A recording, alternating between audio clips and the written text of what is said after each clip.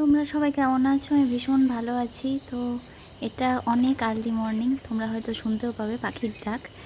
প্রায় 4:30 হবে, তো তখনই আমি উঠে পড়েছি। আর দিনের শুরুটা খুব সুন্দরভাবে আমি করি নিজের সাথেই। আর তারপরে চলে গিয়েছিলাম উঠোনে। তো যাই হোক, সেগুলো ছাড়ো। তো এটা হচ্ছে আমাদের হাজারদুয়ারি। তো আজকে আমার সঙ্গে একটা ভীষণ ভালো ঘটনা ঘটেছে, সেটা পরে তুলে ধরবো। আর কোথায় যাচ্ছি সমস্ত ডিটেলস আমি শেয়ার করতে চাই না, মাঝে মাঝে একটু হাইডও রাখতে চাই। যাই হোক, আর মুর্শিদাবাদ দেখতে পাচ্ছ কত সুন্দর।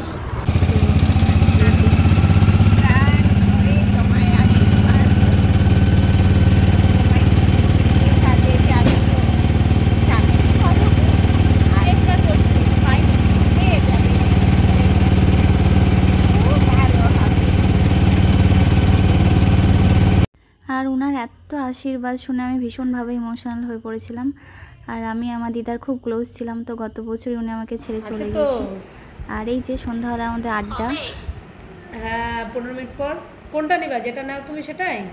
হ্যাঁ হ্যাঁ, ঠিক আছে, 15 মিনিট। এটা ভালো ছিল। তো 2 দিন পর প্রায় দেখা হলো। আর উনিও খুব ব্যস্ত, পিৎজা নিয়ে এই নিয়ে ওই নিয়ে, আর আমিও। তো আর সেভাবে সময় কাটেই না। রান্নাঘরে একটা অন্য রান্না করছি, দেখাই। দেখো কি রান্না হচ্ছে, দারুণ সুগন্ধ বেরিয়েছে।